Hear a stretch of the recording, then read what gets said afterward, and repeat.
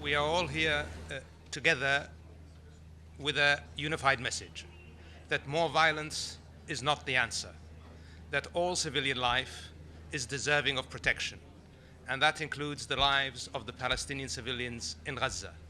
And that is why we are all here standing together calling for an immediate ceasefire, for an immediate lifting of the blockade on Gaza, and for a return to a peace process, and for a return to a true, serious approach to resolving the existing grievances of the Palestinian people. We call on the Security Council to undertake its responsibility as defined in the Charter to work for the cessation of hostilities, an immediate and sustained ceasefire, and to provide the protection for all civilians. Again, we condemn the targeting of all civilians, and we consider it imperative that the international community undertakes its responsibility to address the issues of gross violations of international humanitarian law. We can no longer only address the two-state solution and advocate as a matter of lip service that the international community and the Security Council do have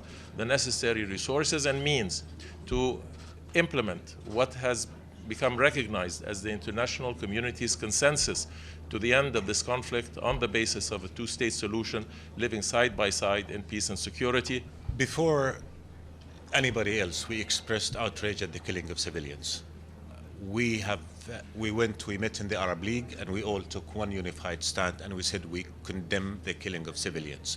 We're outraged at where that moment has gotten us as well. We're outraged at what's happening now in Gaza.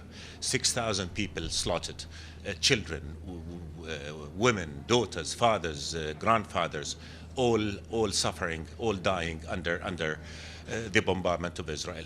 We should be outraged at failing the Palestinian people. We should be outraged at failing the Israeli people by not giving them the peace that they deserve.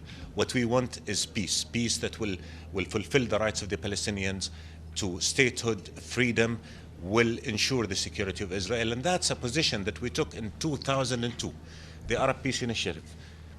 We said that. We said all of us are willing to have normal relations with Israel in return for one thing: end the illegal occupation of the Palestinian land, end the suppression of the Palestinian people, withdraw from Arab lands occupied, and let's have peace. A ceasefire is a humanitarian imperative. We are facing a desperate situation in Gaza right now. We are facing an impending humanitarian catastrophe. Every hour we speak, more civilians in Gaza are dying, more people are getting injured. The situation is getting worse.